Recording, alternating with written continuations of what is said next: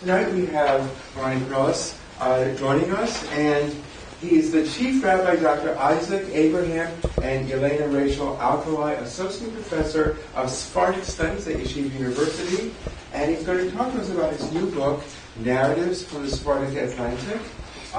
So please help me welcome Ronnie Perelis. Thank you so much. They like to say, Ein Avi Be'iro.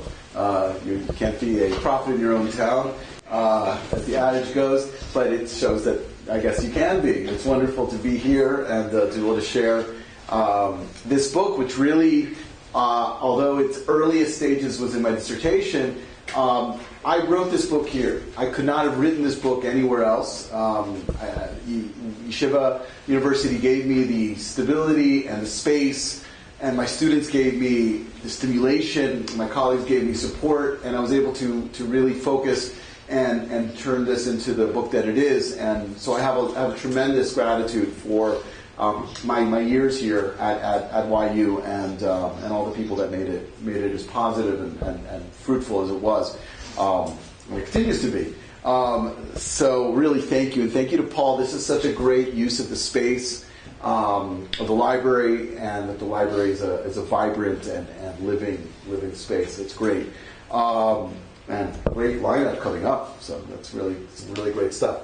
Okay, so I want to start with the title and kind of deconstruct the title a little bit and use that as kind of a way to begin talking about the book.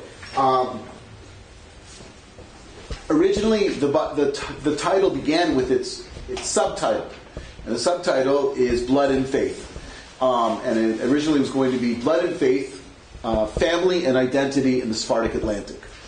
And the publisher at the late stage said, that's not going to work. I said, why? It's a great title. Everyone loves it. I say, I share this title with people, it's a really good title. That's what counts as a good title in academic publishing, There's blood's good, kind of gets you going. And they said no, because it won't turn up on any Google searches properly. And if you put... So they kind of grafted, they kept the Sephardic Atlantic, and I insisted on Blood and Faith, so they put it at the end. And so I'll start with some of these terms.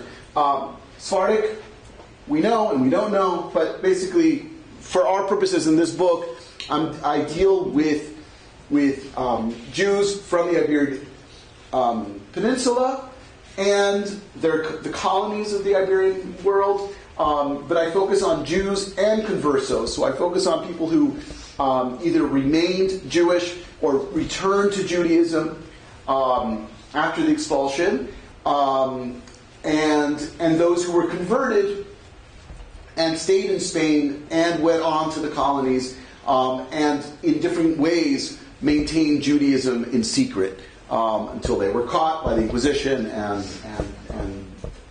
the course of their lives changed. And I call it the Atlantic because I'm not looking at one particular geographic space or national space. The time frame of the book is the early modern period. It's post-expulsion, so it's 1492 into the 17th century. So the first basically 200 years of discovery, conquest, colonization of the Americas, and the new global world that developed after that. And so it's much more important to think about networks and interconnections between sites than actual countries. So for instance, there's a lot more in common between Havana and Seville than Spain as a kind of a national entity at this time, for my purposes. I'm interested in people who travel a lot, who are involved in international commerce, who are moving around, and particularly who are connected by these large family business connections. And that's often how their lives are organized. So, and the idea of the Sephardic Atlantic is the idea of what is the place of Jews and conversos in this Atlantic world system. Atlantic studies, the idea of thinking about the Atlantic world as opposed to discrete national or colonial units is something that's been going on in early modern history for quite a long time, certainly since the 70s. with John Eliot, reconceiving of the Atlantic, thinking about the Atlantic world as opposed to thinking of England and its colonies, Spain and its colonies, but instead to see it as an interconnected world. The other part is that this really begins a truly global age. So even Atlantic is on some level too limited because we do get to the Indian Ocean, we get to the Pacific, and so these are all flowing in and out of these ports where these Sephardim and these conversos make their homes. So that explains a little bit about the term the Atlantic, the Sephardic Atlantic,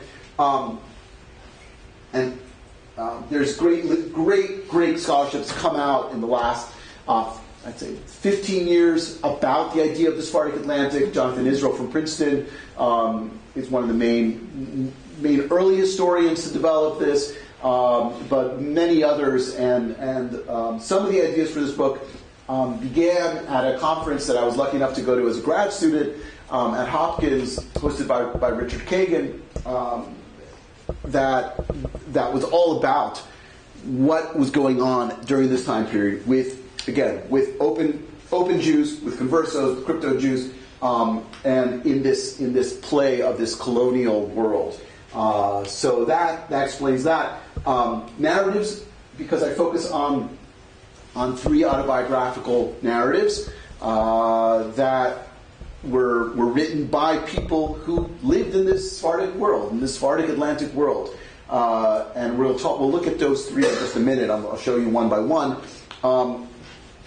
Strangely, this is a time where we see the development and really the growth, the rapid growth of the autobiographical as a literary genre, both in terms of high literature. For instance, St. Teresa's spiritual life and things of that, where you have someone who's writing a spiritual life in a very, very thoughtful, very careful, aesthetically polished way.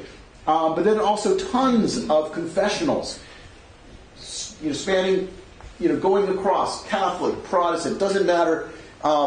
People are writing about their lives, often in light of religious moments of illumination, of repentance, and things of that sort, but also writing about stuff that happens to you.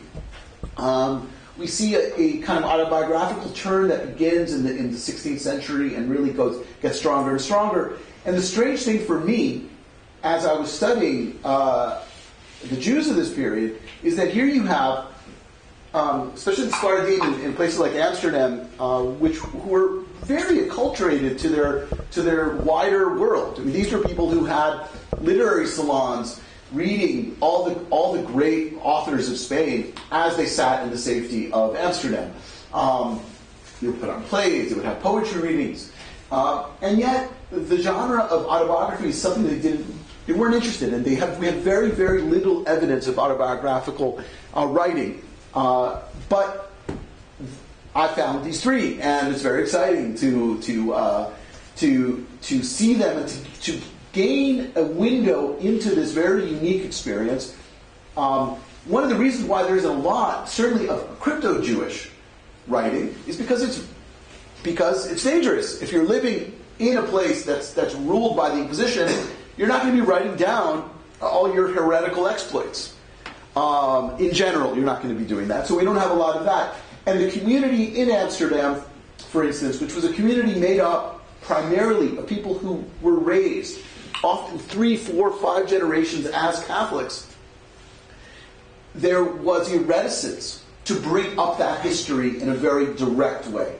So they will say hashkavot, they will say prayers for the martyrs, those people who are often family members of theirs who stayed behind in Spain and Portugal and were murdered by and are not of the faith. But personally, to talk about their own family history is very, very rare. So these are very unique cases. And they tell us something, the exception proves the rule and tells us something about the rule, about the wider society. And finally, blood and faith. I originally conceived of these autobiographies, the first time I really spent time with them, as testaments to very idiosyncratic, very passionate and individual searches for the divine, for the truth. Each one of them were very passionate about their religious convictions, and they wrote stories, really journeys, these spiritual journeys towards the truth, overcoming tremendous odds. And when I read them in not my youth, but I was a lot younger, I read them as development of their personal spiritual lives, almost as though they were living their own, going on their own path. And at some point, I read about this in the introduction. I showed a very, very early draft that was going nowhere to a colleague of mine when I was a visiting professor at Brandeis, Sylvia Rome, who was not in this field directly in any way. She read it and she said, "You don't talk about family. There's families here. What about society? What about their social networks?" And I said, "Wow." And a light bulb flicked on, and I realized that the thing that connects these three people, besides their spiritual yearnings, besides the fact that they're going around the same sort of Atlantic world, is that family is a driving force and it explains and it informs the way their spirituality develops. And I call it blood and faith because I talk about in the book throughout that all three have blood families and they have faith families. So they have families that their connection to them is the fact that it's my uncle, it's my brother, it's my mom, my child. And then they have faith families where someone can be a spiritual father to you, where someone can be a spiritual brother or sister to you, not having anything to do with it. And on a deeper level, the racial question comes into play here because the conversos are seen by the wider old Christian society in Spain and Portugal and the Iberian world as separate from the rest of the Christians.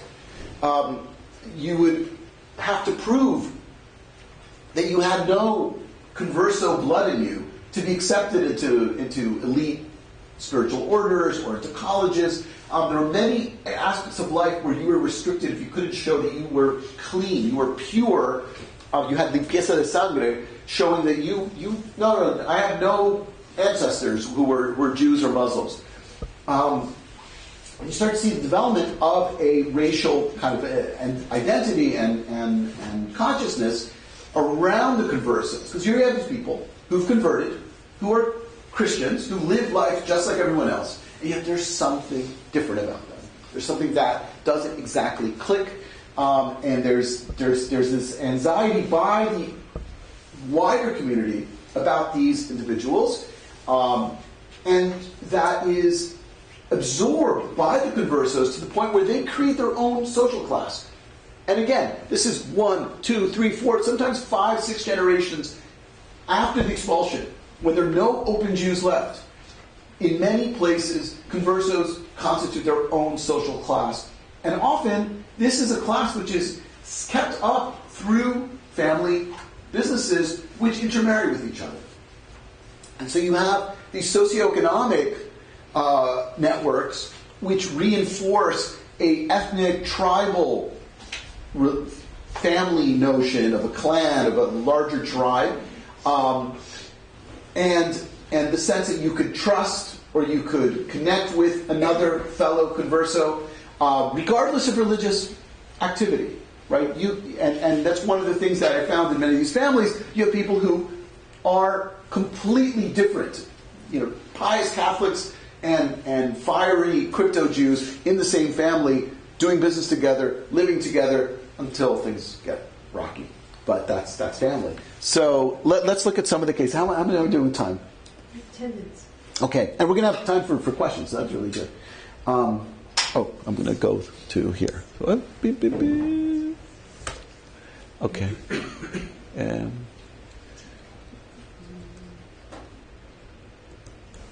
Okay. All right, so we start in Spain.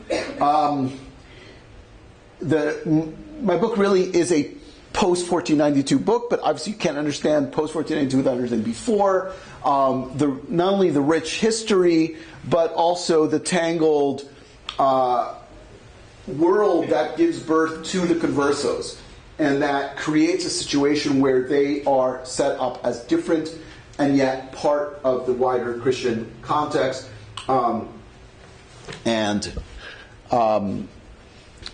Anyone know why I have a picture of this beautiful patio?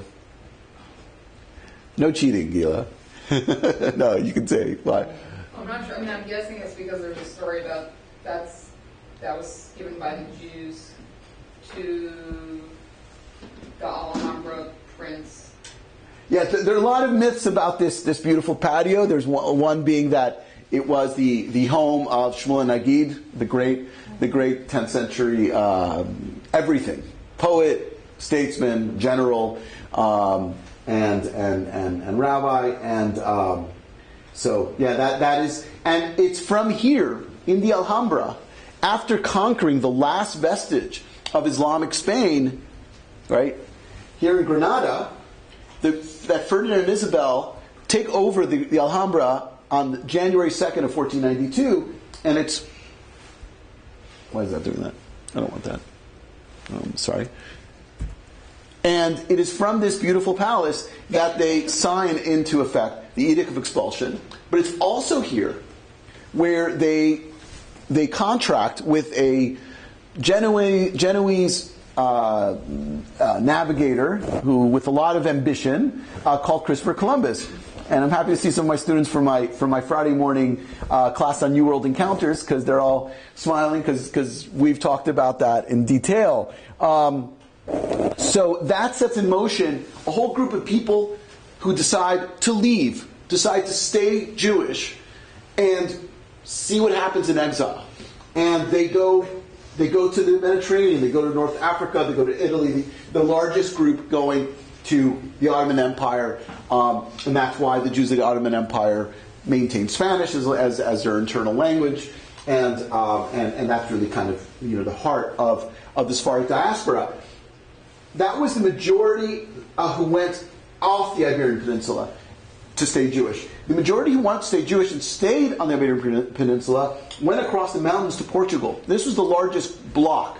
And they went to Portugal because Portugal was a budding, growing international empire, right? This is a tiny little strip of land with very few resources, and they were stretching out to the West African coast, and they were part of a much larger trade network that Columbus was trying to tap into as well.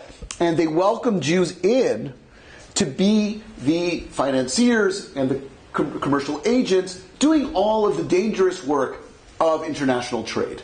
And that's why they welcomed them in. 5 years later, the king of Portugal needed to marry off his daughter, marry off his son to the daughter of the kings of Spain, and she insisted on not being married to someone who was the king of infidels. And so he was caught in a bind. What do I do with my Jews? I need my Jews for this budding, this burgeoning business. At the same time, I need to make this marriage happen. And so, the details are murky, but he basically forcibly converted the entire community. And this created,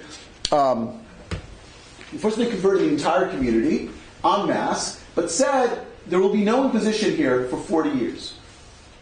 And this is depiction of Renato de Fey. And so for 40 years you had a group of people who were ethnically connected, who were in business together, who were seen by the outside population as being different economically and really filling a particular caste, a class place. And they were not investigated. And so many scholars, Yosef Chaim Yerushalmi being the major proponent of this view, sees this as being the place where crypto-Judaism as a large-scale phenomenon really develops. Portugal's different, right? It has this large group of people who are different than the rest of the population, and they're allowed, without to do what they're doing in private.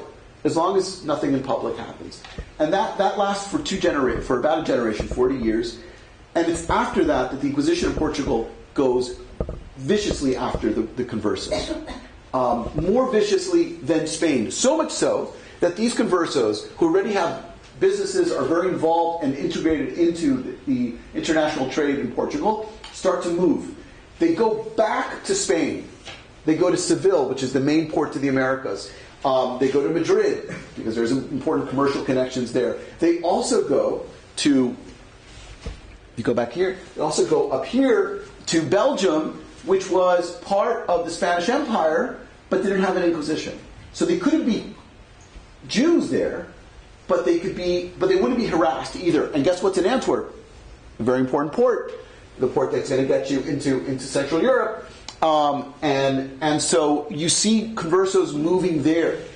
And eventually they move to a place called Amsterdam that wants to be the next kid on the block. And in Amsterdam they're able to be openly Jewish because the Dutch kicked out the Spanish, and many other reasons.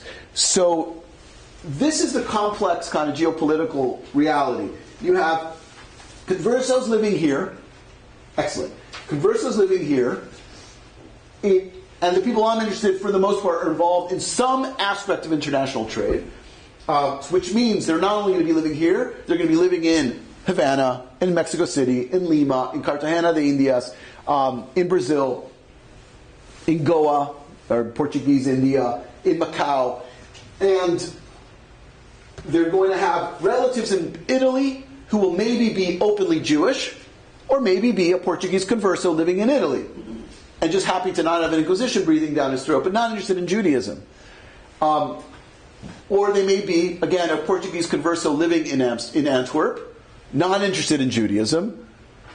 Or a devout neo-Jew living, an ex-converso, a new Jew living in Amsterdam. And so these are the nodes of the community. You have open Judaism here, you have closed Judaism across the way, in secret Judaism in Antwerp, and different levels of in between. And they're all connected. Through commerce, through family connections. All right. Okay, I'm going to skip that for time's sake. So the first character that I talk about is someone who's going to be the subject of my next book, which is a collaboration with two colleagues in Mexico on the rediscovered manuscripts that came out right as my book was being published, of Luis de Carvajal. So Luis de Carvajal is part of a large converso family from originally from Portugal, who moved to Spain.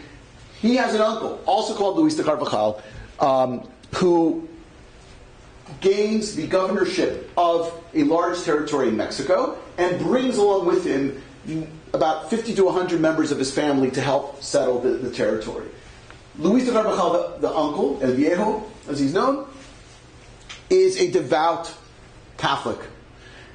Wants to bury every trace of the converso in his family. Unfortunately, the family, which he seems to have not known so well because he lived so far away from them for many years, is filled with people who secretly keep Judaism on some level. Luis de Carvajal being the most talented in terms of his writing. And these are the manuscripts. Now, I wrote about his autobiography. His autobiography he wrote after his first arrest in Mexico City. Okay. In 1589 till his next arrest in 1595. These were part of the archive these were kept in the archive of the Inquisition, and a copy was made in the 30s, and in 1932 the original manuscript was stolen. As my book is coming out, there's great news that the manuscripts were found and repatriated to Mexico. It's a lot of fun. So me and two colleagues in Mexico will be working on these really amazing stuff, because there's a copy. The copy is only of the autobiography. There's many, many more things that he wrote. So this is Luis de Carvajal, the first guy. He wrote an autobiography. He's the only one, and the only case I know of someone who would write an autobiography about their crypto-Judaism while living under the Inquisition. And of course, it was used as perfect evidence against him in his second trial, which helped incriminate many other people. Yes, this is the synagogue, the great Portuguese synagogue in Amsterdam, and this is where the next two people's life story are interconnect. This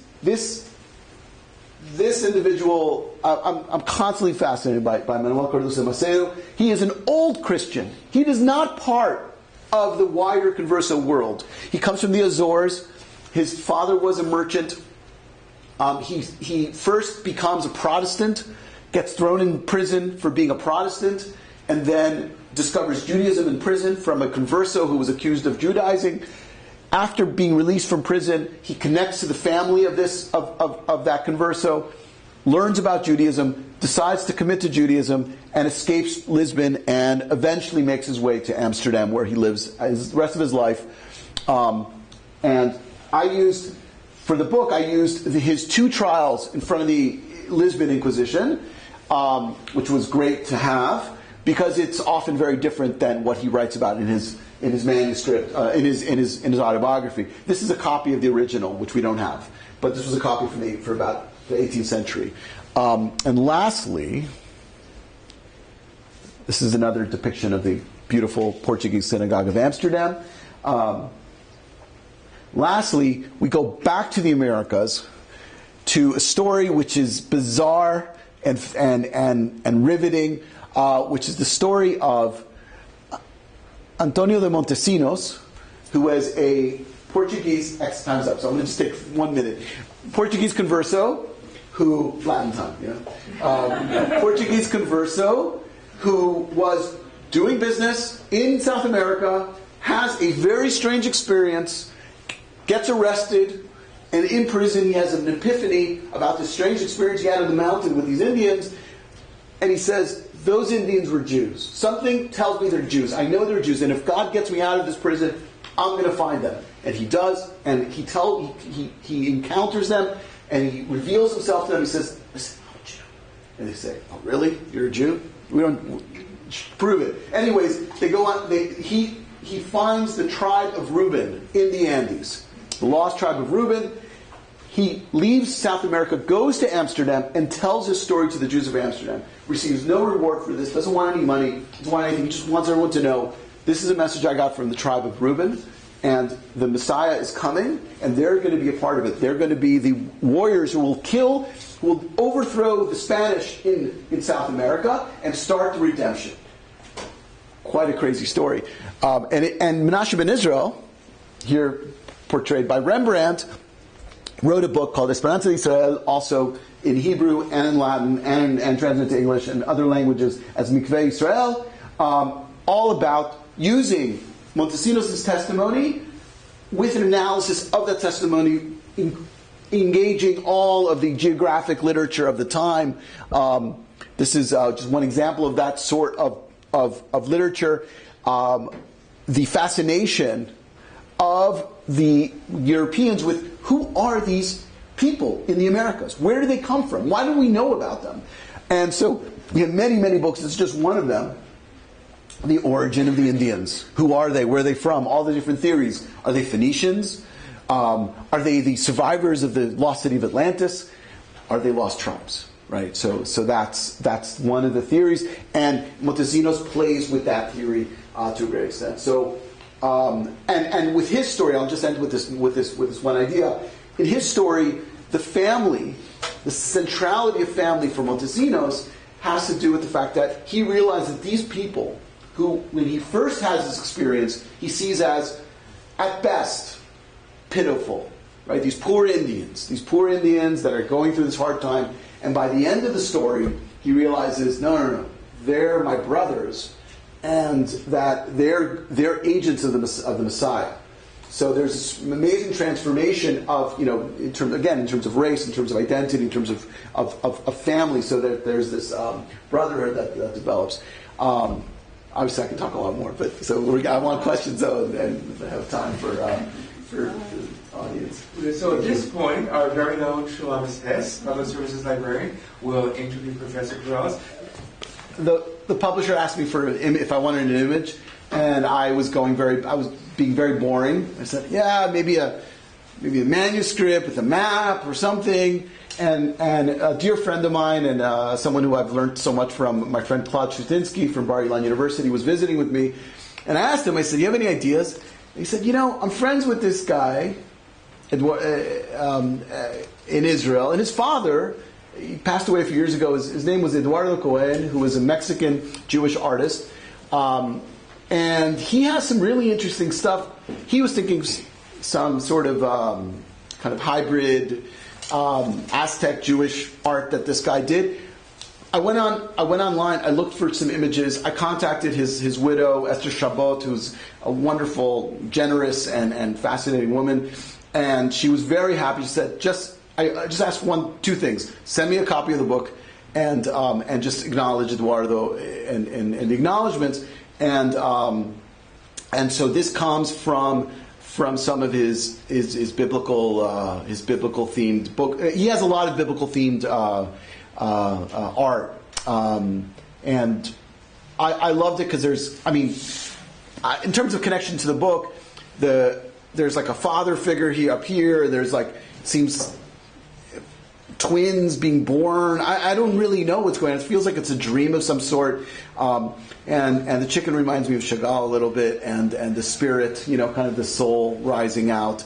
So yeah, I wasn't 100% sure, but I had the great pleasure of meeting with Esther Chabot in Mexico City this past summer. So that was really nice to reconnect, and her husband was a very, very talented artist and very well regarded in Mexico. Oh, thank you. There'll be time for people to ask questions. I just wanted to touch on some points. You use a lot of terms that I know I personally am not familiar with, and I'm sure other people aren't. Could you just go over some of the terms? Like, what do you mean when you say crypto Jews and conversos? Is that the same thing? And also you mentioned confessionals, and in the book itself you say narrative inventiveness. There's just a lot of terms that I'm not familiar with. Okay. So the first one, you can think of crypto Jews. So converso is the wider group of any Jew who was converted, again, forcibly in the riots of 1391, or voluntarily or semi-voluntarily throughout the 15th century. So converso would just be, convert to Christianity, to Catholicism. And a crypto Jew is a subset, is someone who secretly keeps Judaism.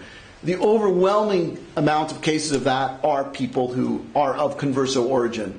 But I have one example here with Cardoso, and there are a few other notable examples of people who don't have Jewish blood in them, who are not conversos, who for all sorts of very interesting reasons discover Judaism and are often prosecuted by the...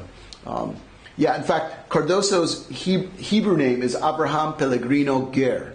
Pellegrino is Portuguese for wanderer, stranger, and pilgrim, and that name, Abraham Pellegrino, is used by two other old Christians who converted to Judaism in Amsterdam. So there were more, but it's rare. It's a very rare phenomenon. So that explains converso crypto Jew. One of the other ones was confessional. So one of the things that I do in the book is my graduate background is in literature, in Spanish literature, and one of the things that I was doing in the book is thinking about autobiography in a much wider gamut, right? I think in modern notion of autobiography is pretty specific, but in the early modern period, the autobiographical could be, very wide-ranging. And one of the things that I develop in the book, and this comes partially from Richard Kagan, originally I first encountered it, who's a scholar of the Inquisition, the idea of there are many ways to be autobiographical. Not all of them look like Rousseau's, autobiography.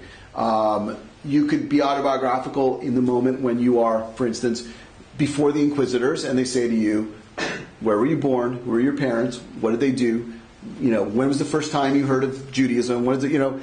And in fact, there's a whole genre of inquisitorial part of the inquisitorial trial, the beginning was something called the Discurso de la Vida, a discourse of the life, where someone is asked a very set of formulaic questions, and often it's pretty boring what they say. I was born here, and then other times you have people who just, their stories are just amazing, and they finally have a time to say it. And it's an amazing thing, because if you think about it, until really contemporary times, you wouldn't know about anyone's life.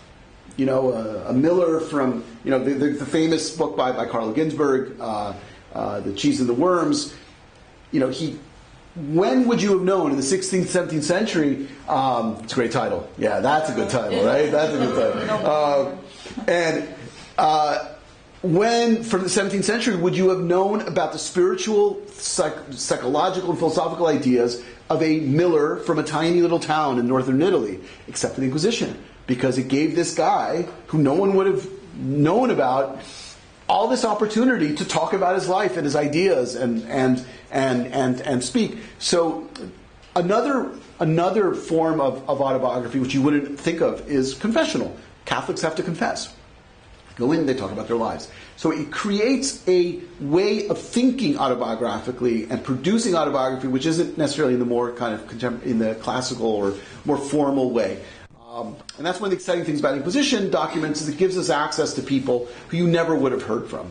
All the freaks, all the marginalized people, poor people, women, all people who you don't normally hear about, and you can get that in Inquisition documents, yeah. Wow.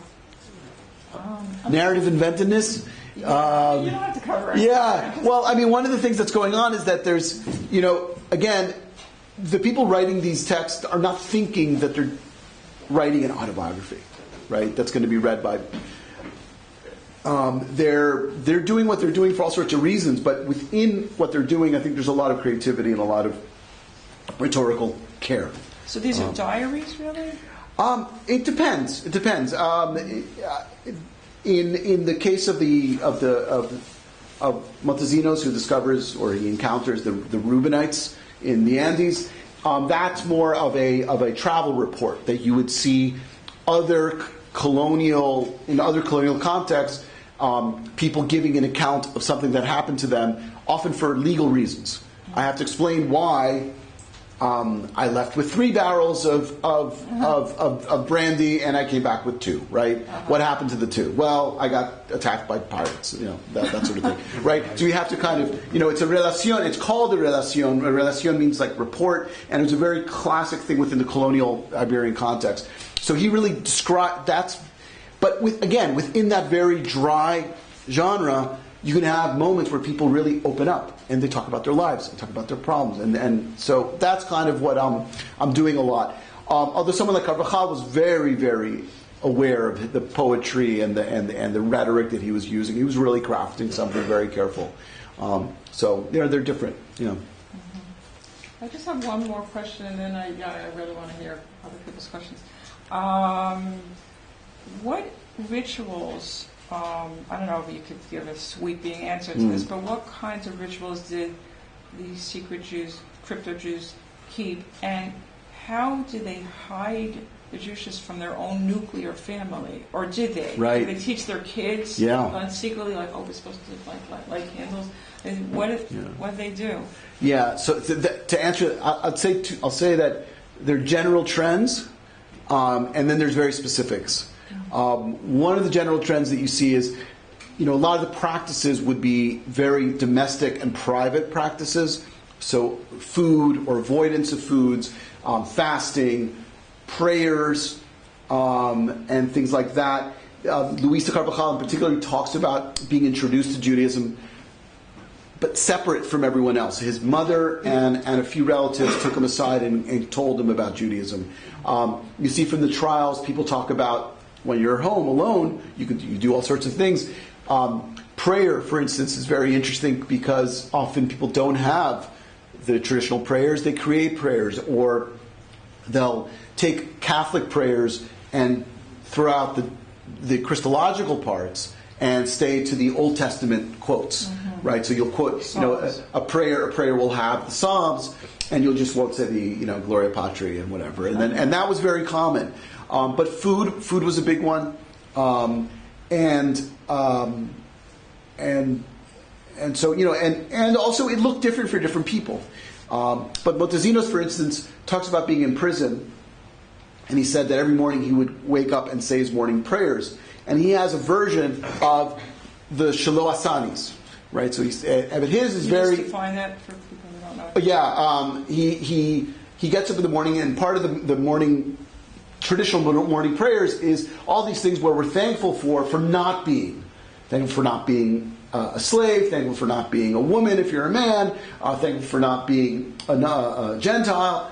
And he has one which is like this really creative, very colonially inflected one, which is, thank you for not making me a heathen, a African, an Indian. He kind of goes through the entire racial hierarchy of all the people he's happy he isn't. And it's at that moment, he says, that he always would stop when he said Indian. He said, wait. Those Indians that I just had this experience with on the mountain, they're Jews. And that's what gets him thinking that he has this weird epiphany. But it happens by him saying a very creative version of a traditional prayer. So you see some of that too. Another thing is that people from open Jewish communities often go back. They, on business, they'll go to Mexico City. They'll go to Madrid. They'll go to Lisbon. And then they'll share more traditional practices. Or they'll tell them, oh no, you should do it like this.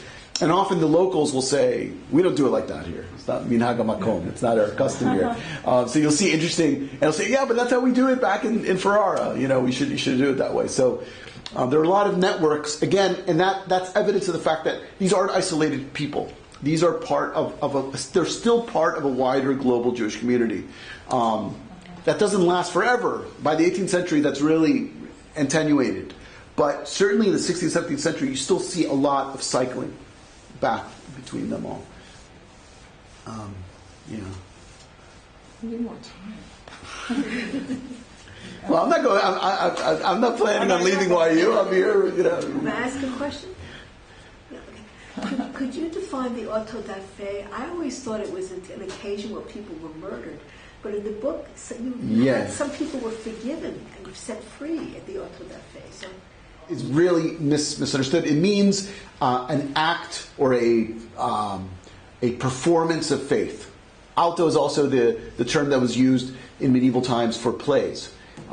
So it's a performance. It's a public performance of faith, and there's a wonderful article by Marilyn Flynn all about the semiotics of the auto da fe. And one of the things she points out there, I read this in my Inquisition class, is that it's structured as the afterlife, where you have people in purgatory who will then pass through during the, as the sermons are happening, they will walk through and they will be forgiven and given the penance and given their punishments read out loud, which will allow them to have penance and then ultimately be saved. But there are people who don't go there. And the people who don't go there are the people who are recalcitrant heretics who refuse to repent, and they will be led by the secular authorities out of town to be killed. So the burnings, which was the ultimate punishment, was to be burned either alive or, if there's mercy, you will be garroted, you'll be strangulated and then burnt. That was the mercy of the merciful Inquisition. Those people signify the people who have no share in the world to come. They have perdition. They're lost, and so they're not part of that. But everyone else, you'll suffer, but you will gain salvation. You're still within the community, and they were major public events. They would last all day long, but the actual executions were not done there, and the majority of people were not killed. The majority of people had terrible things happen to them. They lost all their possessions. They had to walk around with the Sanbenito, this kind of tunic that said their crimes on it for the period of their confession, of their penance. It ruined their lives, but at least they had their life. And those people were the majority. Yeah.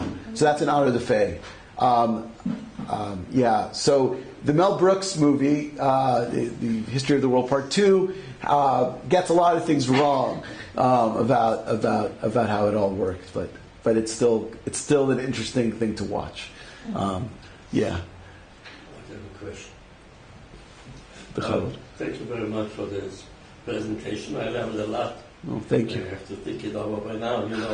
That I am basically interested in the early Hebrew printing in Spain and the activities of the Mohammedans or not, and the Inquisition records against certain families that continued secretly to publish, and nothing is left so much there in Spain, but basically it was left pieces in the Cairo Geniza that somehow moved from Spain into Cairo, and all the remnants we have from these books. There's a lot more to do about this, and this is a different chapter. I don't know how it falls into your theory. But I have for you only one question. I'm not asking you questions about printing. It's a different word.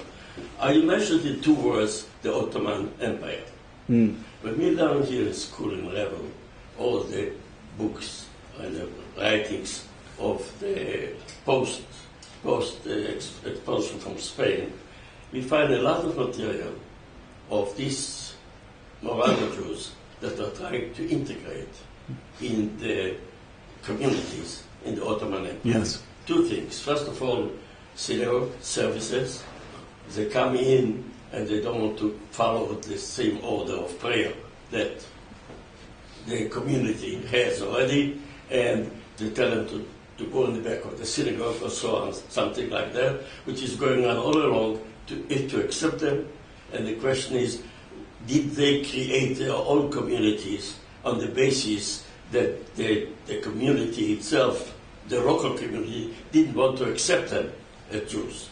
The second thing is, when it comes to marriage, you have a lot of tshuvot with questions like this. And the question is, did you look into that particular branch that they're trying to integrate into the system, and they face difficulties from the local Jewish communities to accept them as the sample that you have today in Israel, the Ethiopian Jews. The new issue about Ethiopian Jews is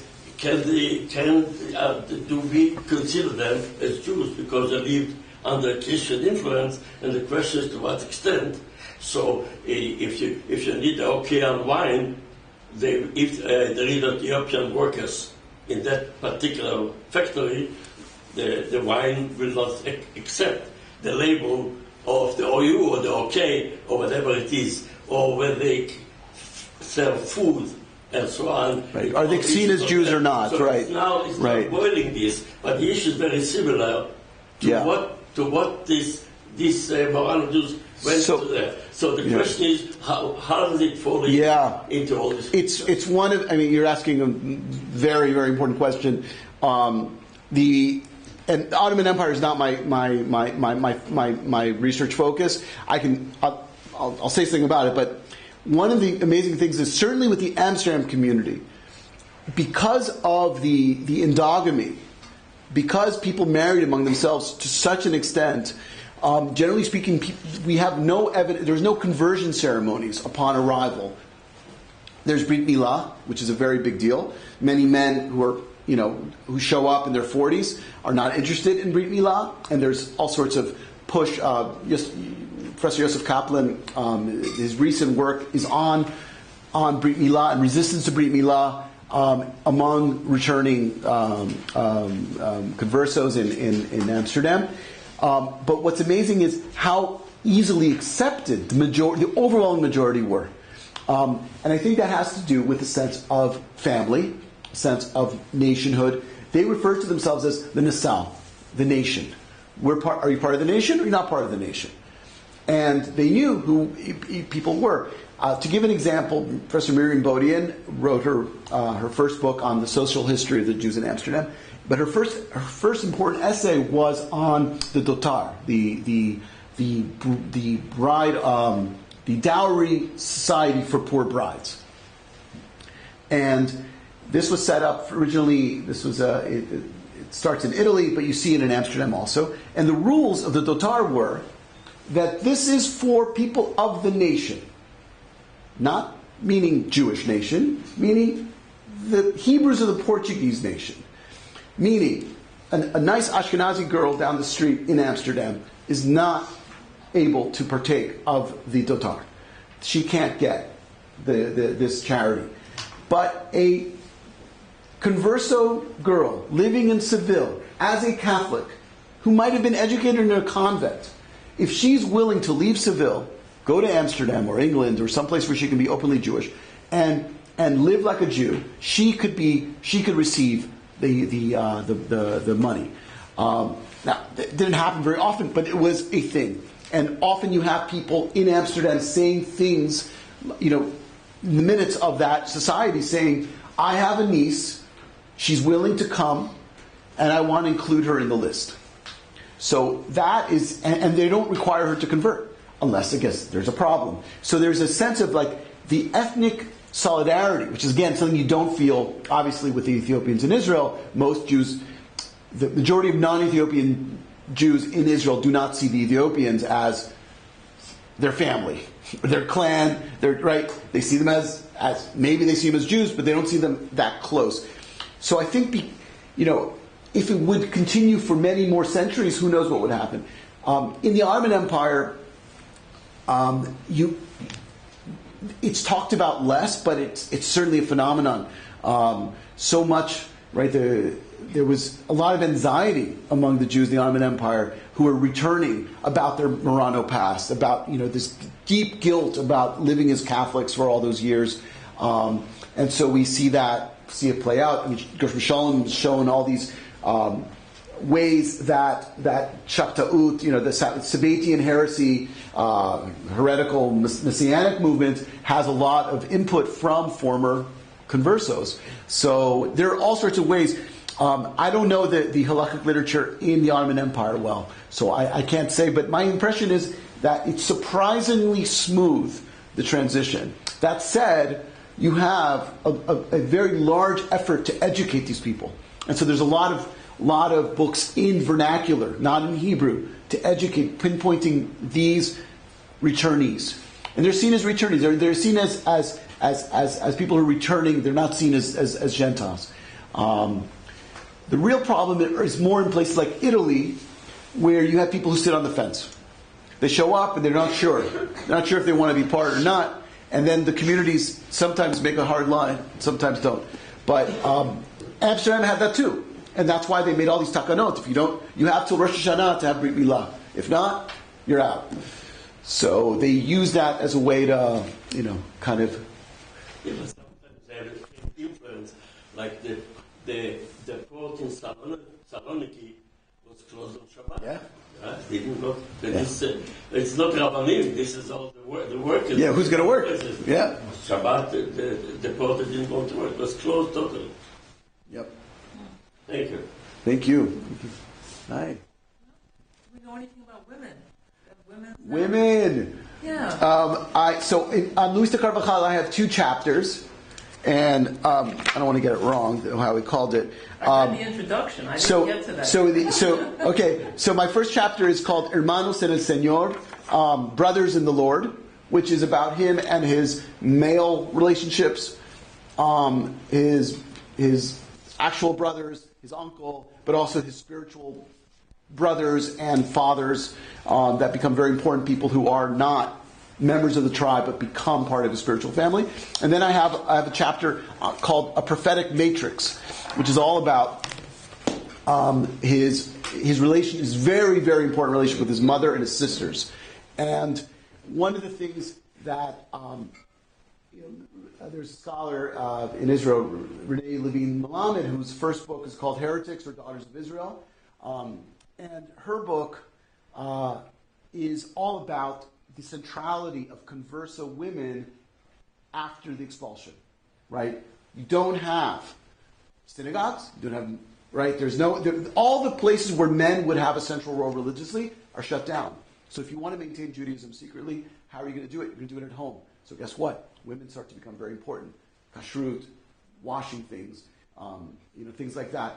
And so women, and she studies cases of these fascinating, very charismatic female leaders of these converso groups.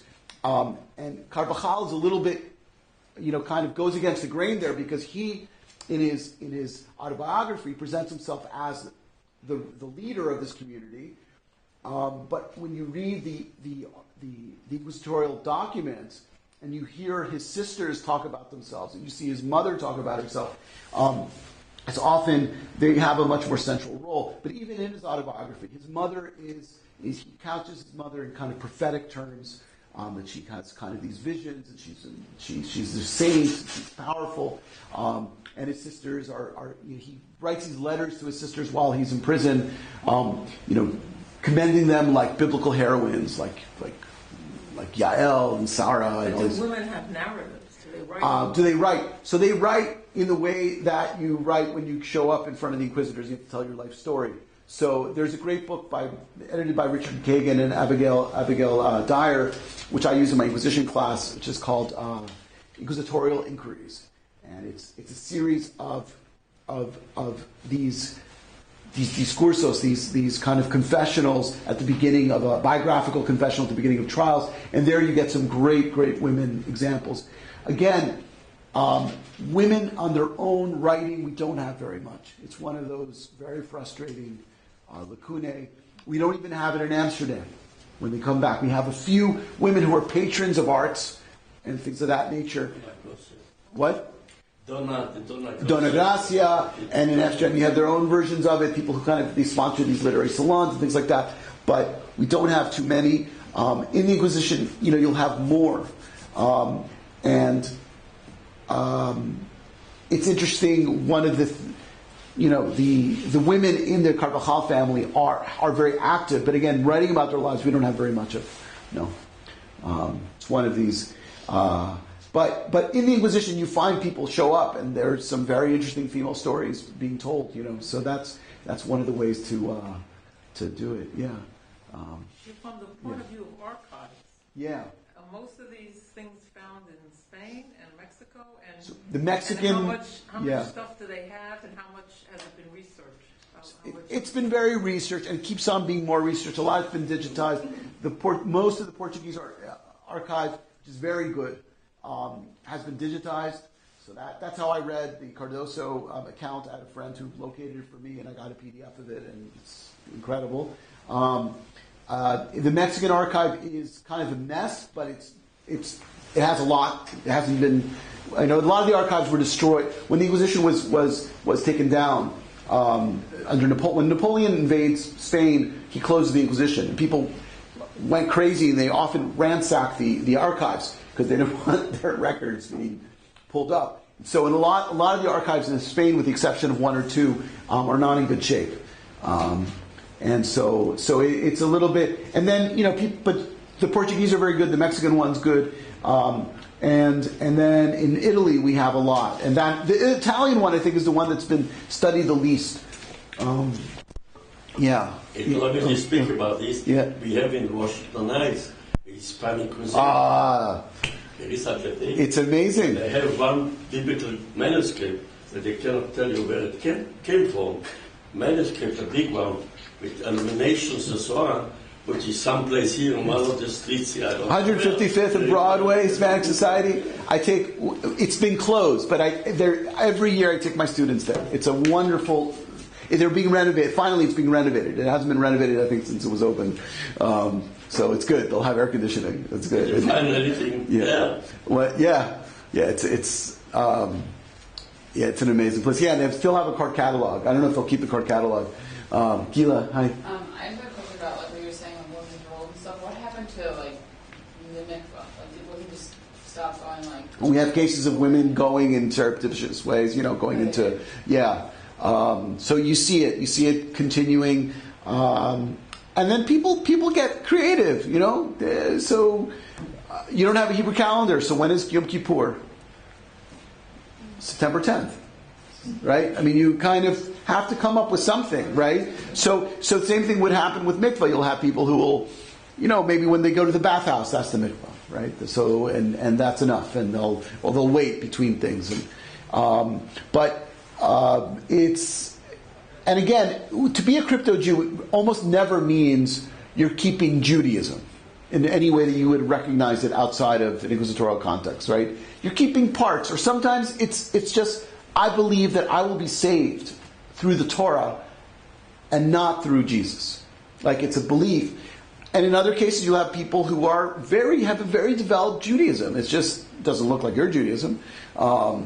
And yet it's pretty developed. This causes problems. I mean, Professor Heretics was talking about the Ottoman Empire. We have a lot of examples of people showing up and they're like, "Hey, I didn't sign up for this."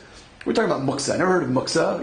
So it's these kind of details where there's a jarring situation, but it made for the need for explanation. In Amsterdam, they had an incredibly robust printing industry in Spanish for these people, whether it was Siduri, prayer books and Bibles, but also philosophy books and ethics books and basic legal law books geared for these people. So that's a whole response. Yeah. Hi, Nicole. Hi. I was just wondering if you could talk a little bit about like the idea that it was an autobiography and how if you treat it as like historical fact, or if you take into account that it might not all be historical. Yeah, that's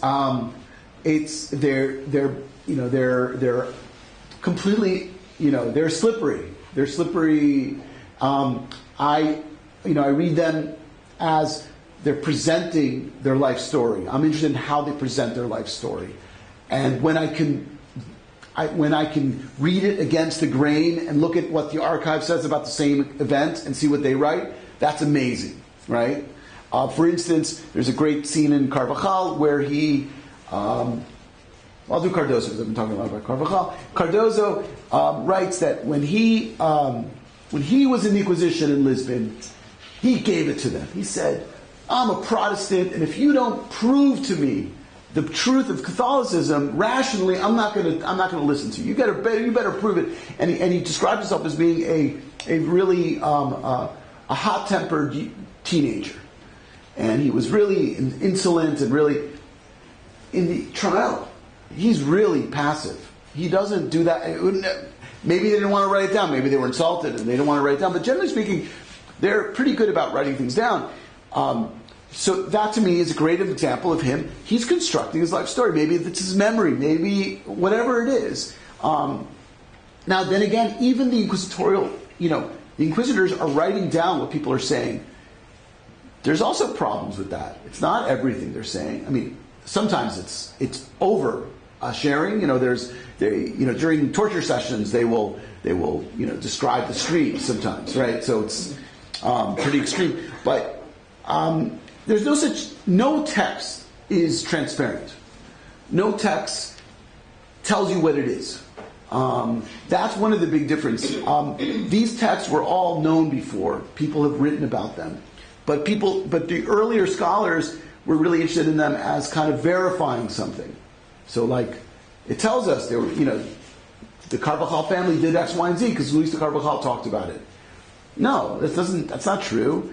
Luis de Carvajal talked about doing these things. That's part of his own discovery, his own self-presentation. And so I think a lot about audience, who are the possible, even if no one ever read it, besides the inquisitors, he has an audience. And who's he writing it for? Actually, so audience is really important. Tone is important. I was really interested in the way other texts are flowing through these texts. So, other whether it's picaresque novels or other religious writings, what's flowing through these people and in their environment as they're writing this down and unconsciously, that's what's going through this. So, trying to give it context, trying to give it as thick of a reading as possible, and being I try to be very humble and not assume that I can really tell you what exactly happened. There are very few moments like that where you have that counter narrative that's so clear. And even that, really, you have to question what exactly is going on. So reading a lot of the genre is helpful, because then you see certain stock phrases, you see certain kind of, and for the edition of the manuscripts, one of the things I'll be doing, I have sabbatical next semester, is reading deeply, because I'm going to be very interested in some of the religious ideas behind it. I'm going to be reading deeply in some of the more alternative Christian theologies that were swimming around during the time period, and that he was actually very aware of and read about. So I'll be doing a lot of that stuff. So to kind of swim in that. Yeah. So you spoke about some of the things that tied a lot of these people together, their family ties, that they were in business together. Can you speak or comment on the significance of the Latino language in creating community and connection? So great. Thank you for raising Ladino. Ladino is one of the ways of talking about the Spanish that the Jews who went into the Mediterranean in exile maintained, right, and became Judeo-Spanish. It's also called Judesmo, is another way of talking about it, which means Jewish. And Ladino is another term for it. Often it really refers specifically to written Judeo-Spanish. So it's Ladinado, so it's often religious translations and things like that. Just to kind of point that out. And also there are a lot of versions of Ladino. There's not one thing of Ladino. For instance, in North Africa, they speak Hakatiya, which is it's Judeo-Spanish, but it's Judeo-Spanish with a lot more Arabic, and it has different qualities. The people I write about did not go into the Eastern Mediterranean, and their languages are Spanish and Portuguese. And the Jews in Amsterdam did not speak Ladino. They spoke Spanish and Portuguese. Spanish was for poetry, and Portuguese was for prose, for the most part, generally. And they maintained ties with, their commercial ties back to Spain and Portugal also had a whole cultural balance where they're still reading, the Golden Age poets and the dramatists. They're reading Lope de Vega and they're reading Quevedo and all these guys. They're reading them. Often it was easier to get those works from Antwerp because there was less censorship. So there were certain things that you could get in Amsterdam you couldn't get in Spain. So it's very strange. But language is still very important. Just one other thing though. A Ladino speaker from Salonika or who goes to Ferrara and meets a Spanish speaker who now came back to Judaism, they can understand each other, right? They'll have words here and there, but that's true, it's like meeting an Irishman, right? So there'll be some phrases and whatever. But certainly in the 16th century, the gap is not that great. And so, but language is very, very important because it allows for people to be doing business together in very strange contexts. A friend of mine is my friend Francesco Bregoli is doing research on letters between a merchant father and his son in Livorno. The father is in Tunis, and they're writing in Spanish. They're writing to each other in Spanish, right? And this is in the 18th century. It's a language that keeps on going, but it's an intimate language that has use. It's not just a ornamental language. It's not just like, let me sprinkle a few words of this language around. It's a useful language to a certain, and then it stops. Right at some point, it stops being. But that's more like 19th century. What happened with the Hebrew? Did they teach that to their children in any way? So Professor Hurwitz mentioned some of the scholarship that was going on in Spain after the expulsion of conversos who still were involved in Hebrew scholarship, and so you have that in Spanish universities. You have some very important Hebraists doing some really, there's some great translations from the original Hebrew into Latin or into Spanish that's going on. But Hebrew was forbidden outside of those very specific areas. So, like Luis de Carvajal, his Judaism is completely based on Latin. Right? And so it's only once they get to Amsterdam, that's where they learn Hebrew. And Amsterdam actually had a very well-structured school where at least children would come out having a very good command of Hebrew, being able to write poetry in Hebrew and letters in Hebrew. So it was a very, in fact, it was seen as a model for Maskilim. Maskilim who came, who visited Amsterdam, they were wowed by this school that had grades and had structure and classes, and you went from one subject to the other. So in Amsterdam, they definitely did. But in under the Inquisition, no. Hebrew was very. You'll have words, some words that are key that keep on coming up. That even in conversos who were came out in the early 20th century in Portugal still had certain Hebrew words, word for God and things like that. But generally speaking, no, almost nothing. Please help me thank Professor Perelis. Thank you. Thank you very much.